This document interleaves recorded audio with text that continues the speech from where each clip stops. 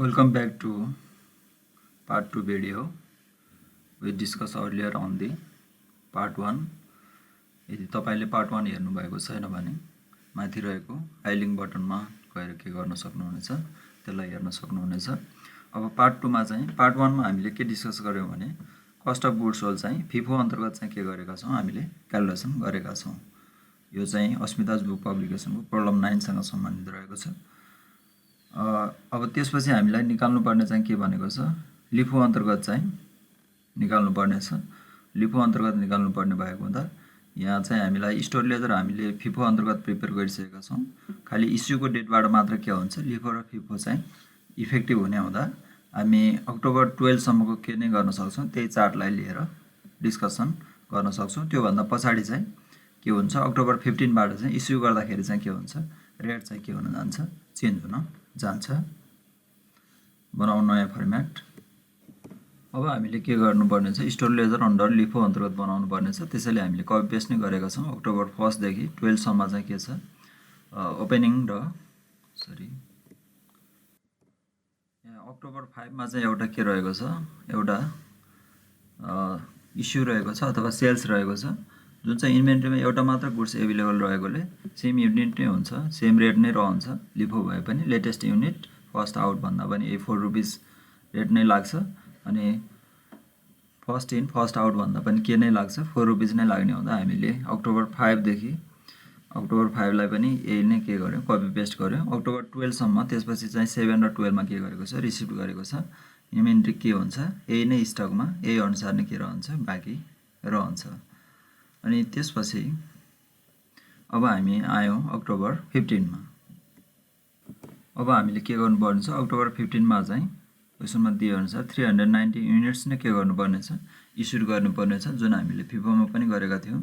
फिफोमा के गर्यौं फिफोमा चाहिँ फर्स्ट इन फर्स्ट आउट अथवा माथिबाट के गर्यौं तल आयौं। अब यहाँ चाहिँ र्याङ्किङ गर्दाखेरि के गर्नुपर्ने भयो लिफो मेथड भएकोले पठाउँदाखेरि के गर्ने लेटेस्ट युनिट भनेको चाहिँ यहाँ अन्तिममा रहेको यो चाहिँ 1 नम्बरमा जान्छ त्यसपछि बाँकी रहेको 2 नम्बरबाट जान्छ त्यसपछि पनि अझै पुगेन भने कुनबाट जाने भयो 3 नम्बरबाट जाने भयो। यसरी रिभर्स अर्डरमा चाहिँ के गर्छौं पठाउँछौं हो सामान पठाउँदा। त्यसैले फर्स्टमा के गर्नु पर्यो यो फर्स्टमा चाहिँ 10 युनिट्स 4 रुपैयाँ रेट वालाबाट के गर्ने पठाउने सेल्स गर्दाखेरि 10 4 को दरले कति हुने भयो 40 हुने भयो। त्यसपछि नेक्स्ट भनेको हामीले कति पठाउनु पर्ने छ 390 अझै पुग्दैन 350 को पुरै लट पठाउँछौं 5 रुपैयाँ बाट यो गर्दा 1750 हुन आउने भयो। त्यसपछि अझै कति पुगेन 360 भयो अझै 30 युनिट्स के हुँदैन हामीलाई पुग्दैन सेल्स गर्न 390 पुराउन।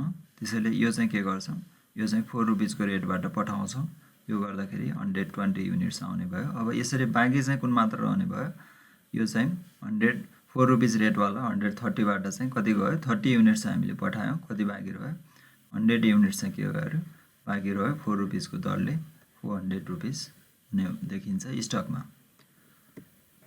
यो भइसकेपछि हाम्रो चाहिँ अब त्यसपछि अर्को रहेको छ अक्टोबर 21 मा। अक्टोबर 21 मा भन्छ purchase 300 units at the rate of ₹6। यसलाई हामीले लेखौं स्टोर लेजरमा।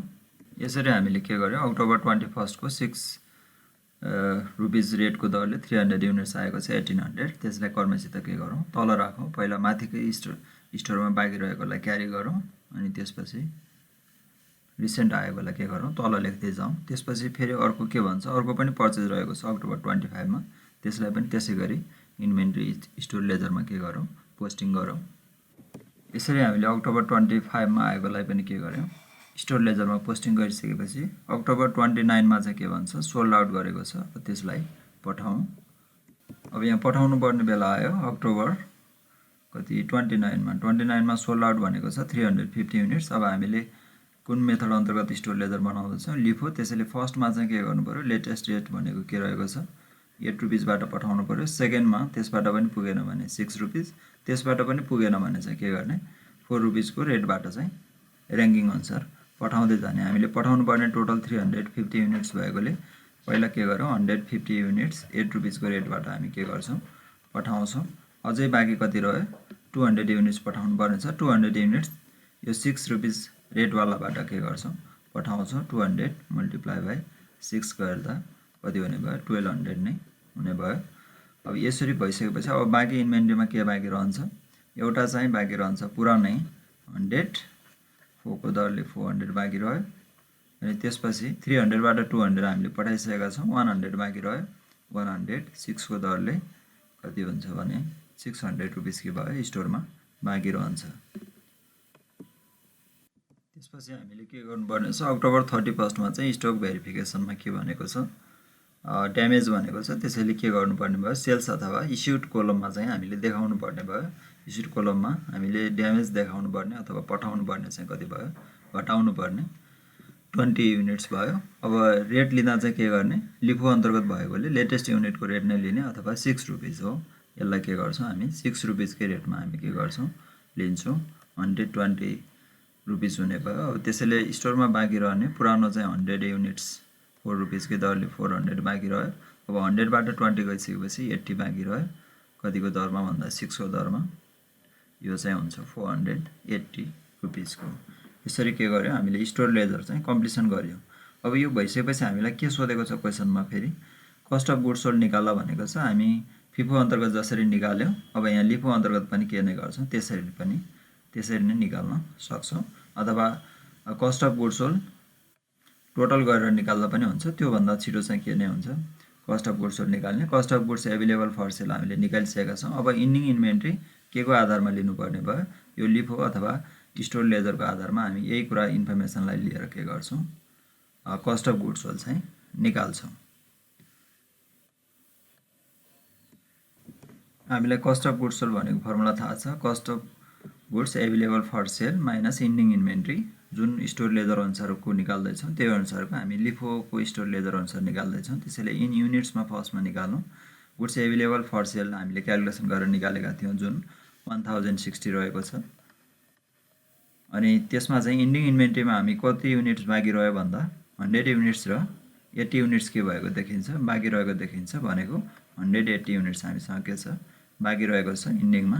त्यसैले यो आउने भयो, यो हुन आउने भयो 880 युनिट चाहिँ के देखिन्छ, बाँकी देखिन्छ। यो जुनसुकै इन्भेन्ट्री सिस्टम अथवा स्टोर लेजर भए पनि युनिट्स चाहिँ के हुन्छ, सेम नै रहन्छ। तर रुपिस चाहिँ के हुन्छ अथवा कस्ट अथवा प्राइस चाहिँ के हुन्छ, चेन्ज हुन्छ। अथवा भ्यालु क्लोजिङ स्टक निकाल्दैछ अथवा कस्ट अफ गुड्स सोल्ड निकाल्दैछ, त्यसको आधारमा भ्यालु चाहिँ के हुन्छ, चेन्ज हुन्छ। त्यही नै हो इन्भेन्ट्री स्टोर लेजर चाहिँ कुन मेथड अनुसार फलो गरेको छ भन्ने। इन रुपिसमा चाहिँ टोटल एभाइलेबल कति थियो, एभाइलेबल फर सेल 5790 थियो। त्योमध्ये अब हाम्रो स्टकमा इन्डिङ इन्भेन्ट्री अथवा क्लोजिङ स्टकमा कति भ्यालुको बाँकी रहेको छ, 400 र 480 गर्दा टोटल आउँछ 880। यो डिडक्ट गर्दाखेरि रुपिस कति आउने भयो भन्दा 4910 आउँछ, 4910। यति भ्यालु बराबर के देखिन्छ। अब दुईवटा स्टोर लेजरले दिने कस्ट अफ गुड्स सोल्डको भ्यालु चाहिँ के भयो, फिफो अन्तर्गत 4410 आयो भने लिफो अन्तर्गत चाहिँ के आयो 4910। अथवा कस्ट अफ गुड्स सोल्ड यहाँ चाहिँ लिफो अन्तर्गतले के गरेको छ, बढी चाहिँ भ्यालुएसन गरेको छ। के कारणले भन्दा खालि इस्यु गर्ने टाइममा अथवा सेल्स गर्ने टाइममा के हुन्छ, लिफोले के गर्छ, लेटेस्ट युनिटको पहिला पठाउँछ हो, अनि पुरानो रेटको के गर्छ, बाँकी राख्छ। अब यहाँ चाहिँ के भएको हुनसक्छ भने यहाँ बढी पर्यो भन्नुको अर्थ चाहिँ पुरानो जुन स्टकमा रहेको अथवा फर्स्टमा आएको वस्तुहरूको रेट चाहिँ के भएको, बढी भएको हुनसक्छ। त्यसले गर्दाखेरि चाहिँ यहाँ चाहिँ कस्ट अफ गुड्स सोल्ड चाहिँ लिफो अन्तर्गत के भएको छ, बढी आएको छ। त्यस्तै गरेर हामीलाई थर्डको रिक्वायरमेन्टमा चाहिँ मुभिङ एभरेज अन्तर्गत रहेर के गर भनेको, स्टोर लेजर बनाऊ भनेको छ। फर्मेट सेम नै भयो। अब हामीलाई ओपनिङ ब्यालेन्स दिएको छ, त्यो ओपनिङ ब्यालेन्स लेखौँ। यसरी हाम्रो अक्टोबर 1 को ओपनिङ स्टक र अक्टोबर 5 को चाहिँ के गरेको छ, हामीले सोल्ड आउट गरेको छ 120 युनिट्स। अब यसमा अन्डर मुभिङ एभरेज भनेकोले रेट एउटा मात्रै छ, त्यसैले एभरेज निकालिराख्नु परेन। त्यही 4 रुपिसको दरले नै के हुने भयो, सेल्स आउट हुने भयो। त्यसैले हाम्रो स्टकमा बाँकी 4 रुपिसको दरले 520 रुपिस के हुन आउँछ, देखिन आउँछ। त्यसपछि अक्टोबर 7 मा चाहिँ पर्चेज 350 युनिट्स भनेको छ 5 रुपिसको दरले। त्यसैले पर्चेजमा के गर्नु पर्यो, यसलाई देखाउनु पर्यो अक्टोबर 7 मा 350 युनिट्स कतिको दरले भन्दा 5 को दरले। टोटल एमाउन्ट्स हुन्छ 1750 युनिट्स यसरी रुपिज हुन्छ टोटल गर्दाखेरि अमाउन्ट निकाल्दा 750 भयो। अब यसरी के गर्नु पर्यो यसलाई चाहिँ एभरेजमा चाहिँ के गर्नु पर्यो यहाँ क्वान्टिटी चाहिँ टोटलमा कति हुने भयो भन्दा 130 प्लस 350 गर्दा 400 युनिट्स हुने भयो। अब रुपिज चाहिँ कति हुन्छ भन्दा पुरानो बाँकी रहेको 520 प्लस 1750 गर्छौँ हामीले दुईवटा सम अप गर्दाखेरि कति हुन आउँछ भने 2270 हुन आउँछ 2270 हुन आउँछ यो लेख्ने। अब त्यसपछि यो डिभाइड गरेर के गर्दिने अमाउन्ट र क्वान्टिटी पहिला सम अप गर्ने स्टकमा बाँकी रहेको पुरानोसँग के गर्ने नयाँ आएको 350 प्लस 130 गरेर 480 लेख्ने। त्यसपछि नयाँ पर्चेस गरेको वस्तु 750 को स्टकमा बाँकी रहेको 520 सम अप गर्ने र अमाउन्ट कलममा लेख्ने अनि अमाउन्टलाई क्वान्टिटीले डिभाइड गर्ने अनि एप्रोक्सिमेटली जति आउँछ त्यसलाई राउन्ड अप गरेर के गर्ने यसमा रेटमा चाहिँ लेख्ने। यो गर्दाखेरि डिभाइड गर्दा 4.73 आउँछ एप्रोक्सिमेटली। अब त्यसपछि अर्को हामीलाई भनेको छ अक्टोबर 12 मा चाहिँ भन्छ receive return to the store 10 भनेको छ रिटर्न गरेको छ स्टोरमा चाहिँ के भयो रिटर्न भएर आएको छ। हामीलाई रिटर्न भनेर कति दिएको छ भने अक्टोबर 12 मा चाहिँ 10 युनिट्स भनेर दिएको छ। अब रेट चाहिँ के गर्नुपर्ने भयो रिटर्न भनेको चाहिँ यो भन्दा माथि हो लेटेस्ट चाहिँ के गरेको इस्युड गरेको रेट चाहिँ जति छ त्यही नै लिने। यहाँ लेटेस्ट इस्युड गरेको रेट कति छ 4 रुपिसको दरले त्यही नै के भयो रिटर्न भएर आयो भन्ने चाहिँ के हुन्छ एजम्सन हुन्छ। त्यसैले यहाँ चाहिँ कति हुने भयो 40 रुपिस हुने भयो। अनि त्यसपछि अब यसलाई के गर्ने फेरि यसलाई पनि एभरेज गरेर लेख्ने। एभरेज लेख्दाखेरि क्वान्टिटी कति हुने भयो 480 पहिले एभाइलेबल छ स्टोरमा। अब 10 युनिट चाहिँ के हुने भयो रिटर्न भएर आएको गर्दा चाहिँ 490 युनिट चाहिँ एभाइलेबल हुन्छ। अनि त्यस्तै गरेर हामीसँग 2270 अलरेडी के छ स्टोरमा एभाइलेबल भ्यालुको रहेको छ अनि त्यसमा 40 रुपिस के गर्छौँ हामी सम अप गर्छौँ। यो गर्दाखेरि आउँछ 2310 रुपिस चाहिँ के हुन आउँछ। अब यो 2310 रुपिसलाई के गर्ने फेरि 490 रुपिसले के गर्ने डिभाइड गर्ने। यो डिभाइड गर्दाखेरि जुन रेट आउँछ एप्रोक्सिमेटली 4.71 आउँछ यसलाई राख्ने। यसलाई नै भनिन्छ एभरेज रेट अथवा मुभिङ एभरेज रेट। त्यस्तै गरेर अक्टोबर 15 मा चाहिँ हामीले के गर्नुपर्ने छ अक्टोबर 15 मा यहाँ सोल्ड आउट गर्नुपर्ने छ 390 युनिट्स। सोल्ड आउट गरौँ 390 युनिट्स। रेट चाहिँ कति हुने भयो भने अब एप्रोक्सिमेट लिने हो भने यहाँ राखेकै छौँ 4.71। अब त्यो रेट नलिकन के गर्न सक्छौँ भने एक्ज्याक्टली लिने हो भने चाहिँ 2310 डिभाइड बाई 490 जति आउँछ भ्यालु मल्टिप्लाई बाई 390 गरेर के गर्ने यहाँ चाहिँ भ्यालु लिने। अब यसरी लिँदा चाहिँ एप्रोक्सिमेटली लिने हो एक्ज्याक्टली लिने भए चाहिँ त्यसरी डिभाइड गरेर यहाँ जति लेखेको भए पनि यो divided by amount divided by क्वान्टिटीले डिभाइड गर्ने एउटा रेट आइरहेको हुन्छ क्यालकुलेटरमा अनि त्यसलाई के गर्ने 390 ले के गर्ने मल्टिप्लाई गरेर निकाल्ने। यहाँ लेख्ने बेलामा रेट 4.71 लेखेको भए पनि अमाउन्ट यहाँ लेख्ने। त्यसरी राख्नु पनि सक्छौँ 4.71 लेखिसकेको छ त्यही रेट अनुसार राखेर पनि एप्रोक्सिमेट अनुसार गर्दै जाने राउन्ड फिगरमा केही फरक पर्न सक्छ त्यसले खासै फरक पर्दैन। अनि त्यसपछि अब यहाँ चाहिँ कति बाँकी रहने भयो 390 बाट 490 बाट 390 गएपछि 100 युनिट्स बाँकी रहने भयो 4.71 को दरले यो हुन आउँछ 471 रुपिस हुन आउँछ। त्यसपछि अर्को हामीलाई भनेको छ इन्फर्मेसन। त्यसपछि हामी के गर्छौँ भन्छ अक्टोबर 21 मा चाहिँ पर्चेस गर्छौँ। त्यसपछि अक्टोबर 25 मा पनि पर्चेस गर्ने अनि त्यसपछि एभरेज गर्दै राख्ने। यो पर्चेस गरिसकेपछि अब यसमा चाहिँ के गर्नुपर्ने भयो यसमा पनि एभरेज निकालेर रेट चाहिँ के गर्ने निकालिहाल्ने। जस्तै 100 थियो 300 आएपछि एभाइलेबल कति भयो 400 युनिट्स भयो। अब रेट निकाल्नुभन्दा अगाडि अमाउन्ट जोड्ने 1800 को आयो स्टकमा कति थियो 471 को थियो कति हुने भयो भन्दा 2271 को चाहिँ के हुने भयो हाम्रो स्टकमा चाहिँ गुड्सको कस्ट अफ गुड्स चाहिँ एभाइलेबल देखिने भयो। अब यसमा के गर्ने अब यो 2271 लाई 400 ले डिभाइड गर्ने एप्रोक्सिमेट जति रेट आउँछ त्यो चाहिँ यहाँ लेख्ने त्यो आउँछ एप्रोक्सिमेट 5.67 आउँछ। त्यस्तै गरेर अर्कोमा पनि के गर्ने अक्टोबर 21 पछि हामीलाई दिएको अक्टोबर 25 मा पनि पर्चेस भनेको छ त्यस्तै गरेर निकाल्ने। यसरी अक्टोबर 25 मा पनि 150 युनिट्स 8 रुपिस को दरले टोटल अमाउन्ट हुने भयो 1200। यसको पनि के गर्ने टोटल लेख्ने प्लस 150 गर्दा 550 युनिट्स चाहिँ हुने भयो। अनि अमाउन्ट्स कस्ट चाहिँ टोटलमा कति हुने भयो अमाउन्ट चाहिँ 2271 प्लस 1200 को जोडेर लेख्ने, यो हुन आउँछ 3471। 3471 लाई चाहिँ के गर्ने 550 ले डिभाइड गर्ने, एउटा के आउँछ एभरेज रेट आउँछ, त्यो भनेको 6.31 एप्रोक्सिमेटली हुन आउँछ रेट लेख्ने। त्यसपछि हामीले के गर्नुपर्ने छ अब बल्ल नेक्स्टमा चाहिँ हामीले अक्टोबर 29 मा चाहिँ अब के गर्नुपर्ने छ सोल्ड आउट गर्नुपर्ने छ। अक्टोबर 29 मा सोल्ड आउट गर्नुपर्ने छ। टोटल युनिट छ 350 युनिट्स। 350 युनिट्स नै के गर्ने सोल्ड आउट गर्ने। रेट चाहिँ कति हुने भयो 6.31।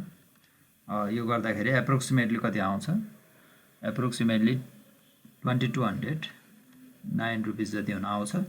त्यसैले अब यहाँ बाँकी कति रहने भयो 350 गइसकेपछि यो बाँकी रहने भयो 200 युनिट्स 6.31 को दरले टोटल हुन आउँछ। योबाट यो घटाउने कहिलेकाहीँ एप्रोक्सिमेटली आउन सक्छ, जस्तै 3471 बाट 2209 घटाएर मात्र यहाँ बाँकी लेख्ने। अब मल्टिप्लाई गर्दाखेरि एक्ज्याक्टली चाहिँ नहुन सक्छ एप्रोक्सिमेट भएको कारणले 62 हुने भयो। अब यो भइसकेपछि हामीसँग लास्टमा चाहिँ हामीलाई के भनेको छ भने स्टक भेरिफिकेसनमा के भनेको छ ड्यामेज भनेको छ। त्यसलाई पनि हामीले के गर्नुपर्ने भयो सेल्स कोलममा चाहिँ अथवा इस्युड कोलममा देखाउनु पर्ने भयो। अक्टोबर 31 मा हामीले कति पठाउँछौँ अथवा कति ड्यामेज हुन्छ भनेको छ 20 युनिट ड्यामेज हुन्छ भनेको छ। यो हुने भयो 6.31 को दरले गर्दाखेरि टोटल कति हुन आउँछ भने 126 रुपीस जति हुन आउँछ 126। यो घटाइसकेपछि बाँकी रहने भयो 180 युनिट्स बाँकी रहने भयो। यसरी 6.31 को दरले बाँकी रहन आउँछ 1136 रुपीस के हुन आउँछ स्टकमा कस्ट अफ गुड्स सोल्डको भ्यालु चाहिँ देखिन आउँछ। अथवा यहाँ चाहिँ के हुने भयो क्लोजिङ स्टकको रूपमा इनमा चाहिँ क्लोजिङ स्टकको रूपमा देखिन आउने भयो। अब यसरी यो गरिसकेपछि हामीलाई के भनेको छ फेरि कस्ट अफ गुड्स सोल्ड निकाल भनेको छ। यसैको आधारमा के गर्न सक्छौँ हामीलाई स्टक थाहा भइसक्यो कति रहेछ 180 युनिट सबैमा सेम नै आउने भयो। अनि सबैमा 100 जुनसुकै मेथड लिफो फिफो गरे पनि युनिट्स के छ सेम नै छ, तर क्लोजिङ स्टकको भ्यालु के छ फरक आइरहेको छ किनकि हामीले कुन मेथड फलो गरेका छौँ भन्ने यसमा डिपेन्ड हुने भयो। हामीलाई थाहा छ cost of goods sold moving average अन्तर्गत हामी निकाल्दैछौँ, त्यसमा पनि फर्मुला सेम नै हुने भयो cost of goods available for sale minus ending inventory. अब यहाँ इन युनिट्समा सेम नै हुन्छ, युनिट्स सेम नै रहन्छ। इन युनिट्स निकाल्दा cost of goods available for sale चाहिँ टोटल युनिट्स बाँकी रहेको थियो हामीसँग, हामीले कहाँ माथि नै निकालेका थियौँ, यहाँ निकालेका थियौँ कति भन्दा 1060 युनिट्स के छ एभाइलेबल छ 1060 युनिट्स एभाइलेबल छ 1060 युनिट्स एभाइलेबल छ। त्यो मध्ये स्टकमा कति बाँकी रह्यो 180 युनिट्स। त्यसैले यहाँ पनि कति नै बाँकी रहन्छ 880 युनिट्स। मुभिङ एभरेज मेथडमा पनि यति नै युनिट्स बाँकी रहन्छ, तर रुपिजमा भने अब के हुन्छ फरक पर्न जान्छ किनकि इस्युड गर्ने बेलामा चाहिँ के छ अथवा सेल्स आउट गर्ने बेलामा डिफ्रेन्ट मेथडमा के छ डिफ्रेन्ट रुल्स चाहिँ के गर्छ फलो गर्छ। अब यसमा चाहिँ cost of goods available for sale चाहिँ कति निकालेका थियौँ हामीले भने 5790 रुपीस निकालेका थियौँ। त्यसमा हाम्रो यो मेथड अनुसार चाहिँ इन्डिङ इन्भेन्ट्रीमा कति मात्र भ्यालुको बाँकी रहने भयो 1136 को क्लोजिङ स्टक बाँकी रहने भयो।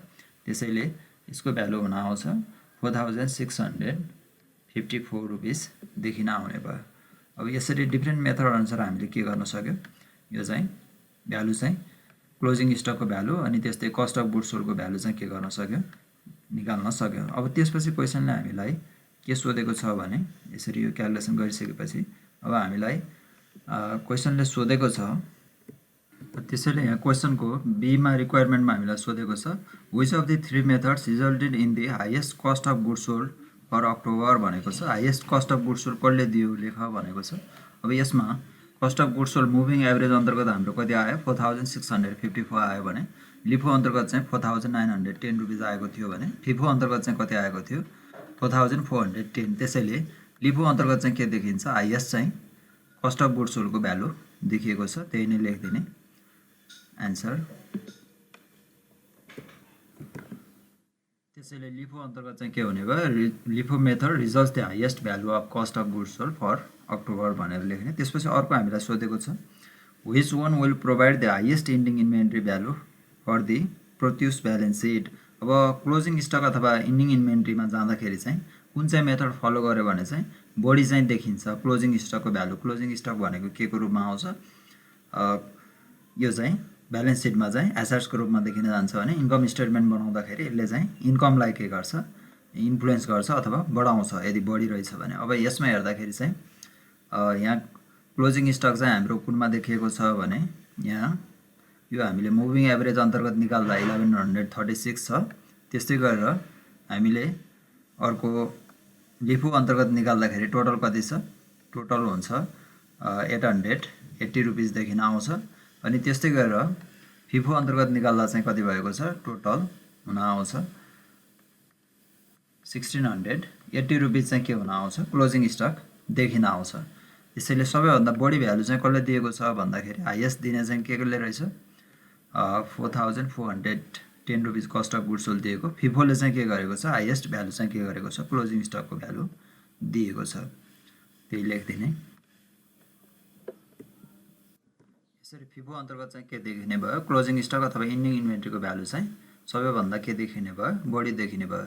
यसको अर्थ कस्ट अफ गुड्स सोल्ड हेर्दा पनि हुन्छ, कस्ट अफ गुड्स सोल्ड जुन चाहिँमा के भएको हुन्छ, कम लागेको हुन्छ, त्यसैमा चाहिँ के भएको हुन्छ, इन्डिङ इन्भेन्ट्रीको भ्यालुएसन चाहिँ बढी भएको हुन्छ। जस्तै cost of goods sold 4410 rupees रहेको थियो फिफो अन्तर्गत भने लिफोमा 4900 अनि त्यसपछि मुभिङ एभरेज अन्तर्गत 4654।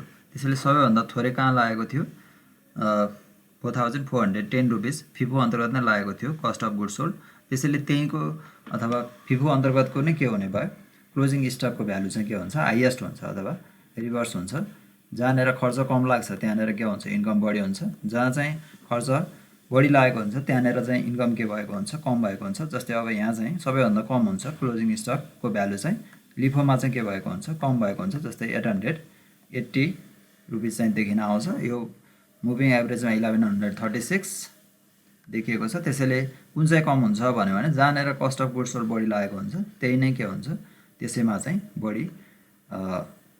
बढी कस्ट अफ गुड्स सोल्ड लागेको हुन्छ, त्यही नै कम चाहिँ के हुन्छ, क्लोजिङ स्टकको भ्यालु रहन आउँछ। त्यसपछि अर्को हामीलाई सोधेको छ, यो चाहिँ भयो बीकै रिक्वायरमेन्ट हो, सरी यो चाहिँ बीकै रिक्वायरमेन्ट रहेको थियो सेकेन्डमा सोधेको। त्यसपछि सीमा चाहिँ हामीलाई सोधेको छ how would the difference among the three methods affect the produce income statement and balance sheet for the month. अब ब्यालेन्स सिट र इन्कम स्टेटमेन्टमा चाहिँ यो जुन इन्भेन्ट्री भ्यालुएसनको मेथड तीनवटा फलो गरेको छ त्यसको चाहिँ के असर देखिन्छ भनेर सोधेको छ। हामीलाई लास्टमा सोधेको चाहिँ इफेक्ट चाहिँ के पर्छ भनेको चाहिँ इन्कम स्टेटमेन्ट र ब्यालेन्स सिटमा डिफ्रेन्ट मेथड अफ इन्भेन्ट्री भ्यालुएसनको कारणले के असर पर्छ भनेको छ। सर्टमा लेख्दा पनि हुन्छ। अब जस्तै बुझ्ने हो भने चाहिँ हामीलाई सिम्पल फर्मुला के थाहा छ, closing stock equal to cost of goods available for sales minus cost of goods sold हो। यो घटाएर के गर्छ, निकाल्छ। त्यसैले क्लोजिङ स्टकको सम्बन्ध कस्ट अफ गुड्स सोल्डसँग के रहेको छ, रिभर्स रिलेसनसिप रहेको छ। नेगेटिभ साइन भएकोले यसको सम्बन्ध के हुने भयो, रिभर्स रिलेसनसिप रहेको छ भने क्लोजिङ स्टकको सम्बन्ध कस्ट अफ गुड्स एभाइलेबल सेल्ससँग चाहिँ के रहेको छ, पोजिटिभ अथवा एफर्मेटिभ के रहेको छ, सम्बन्ध रहेको छ। अब त्यही रुल्सको आधारमा हामी के भन्न सक्छौँ, कस्ट अफ गुड्स सोल्ड भनेको चाहिँ एक्सपेन्सेस भयो। त्यसैले यो बढी भयो अथवा बढी चाहिँ लेखियो भने चाहिँ के हुने भयो, इन्कम स्टेटमेन्टमा चाहिँ प्रफिट चाहिँ के हुन जान्छ, कम हुन जान्छ। कस्ट अफ गुड्स सोल्ड बढी लेख्नु भनेको चाहिँ के पनि हुनु हो, कस्ट अफ गुड्स सोल्ड बढी लेख्नु भनेको क्लोजिङ स्टक के गर्नु हो, रिभर्स रिलेसनसिप भएकोले क्लोजिङ स्टकलाई के गर्नु हो, डिक्रिज गर्नु हो। यो जब cost of goods sold increase हुन्छ क्लोजिङ स्टक चाहिँ के हुन्छ, डिक्रिज हुन्छ। त्यसैले क्लोजिङ स्टक चाहिँ कहाँ जाने भयो, ब्यालेन्स सिटमा देखिने भएकोले त्यहाँ पनि ब्यालेन्स सिटको फिगर पनि के हुने भयो, कम हुने भयो। अनि त्यो सबैमा त्यस्तै हुन्छ जुनसुकै मेथड फलो गरे पनि।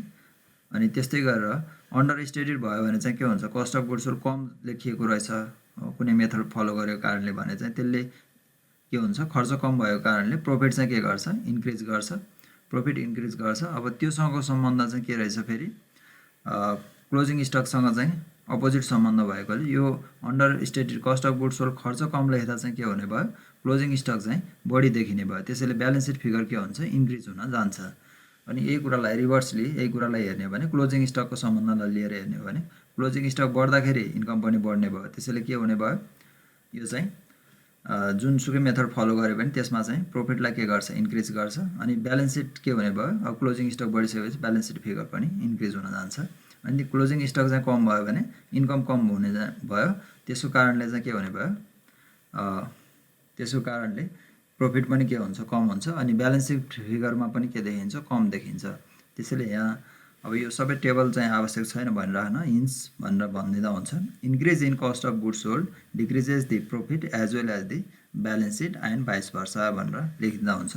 त्यसैले cost of goods sold decrease भयो भने चाहिँ के हुन्छ, cost of goods sold decrease भयो भने चाहिँ कस्ट अफ गुड्स सोल्ड चाहिँ इन्क्रिज भयो भने चाहिँ के हुने भयो, प्रफिट पनि के हुने भयो, प्रफिट डिक्रिज हुने भयो हो। त्यो सँगसँगै ब्यालेन्स सिटको फिगर पनि के हुने भयो, डिक्रिज हुने भयो हो। अनि त्यसको अपोजिट चाहिँ कस्ट अफ गुड्स सोल्ड चाहिँ डिक्रिज भयो भने चाहिँ के हुन्छ, प्रफिट पनि के हुन्छ, इन्क्रिज हुन्छ। अनि ब्यालेन्स सिटको फिगर पनि के हुने भयो, इन्क्रिज हुने भयो। यही माथिको रुल्स अनुसार यसरी एक लाइनमा के गर्न सक्छौँ, हामीले डिसिजन दिन चाहिँ सक्छौँ। यसरी हामीले के गर्न सक्यौँ, डिफरेन्स मेथडबाट इन्भेन्ट्री भ्यालुएसन र त्यसको असर चाहिँ इन्कम स्टेटमेन्टमा के पर्छ अथवा कस्ट अफ गुड्स सोल्ड कसरी निकाल्न सकिन्छ। अनि त्यस्तै गरेर cost of goods sold increase हुँदाखेरि इन्भेन्ट्रीको भ्यालु के हुन्छ, अनि डिक्रिज हुँदाखेरि इन्भेन्ट्रीको भ्यालु अथवा क्लोजिङ स्टकको भ्यालु के हुन्छ भन्ने इफेक्टमा रहेर के गर्यौँ, हामीले अस्मिताज बुक पब्लिकेसनबाट लिएको प्रब्लम 9 मा के गर्यौँ, डिस्कसन गर्यौँ। Thank you for watching my channel. Don't forget to subscribe, share, like and comments. Thank you.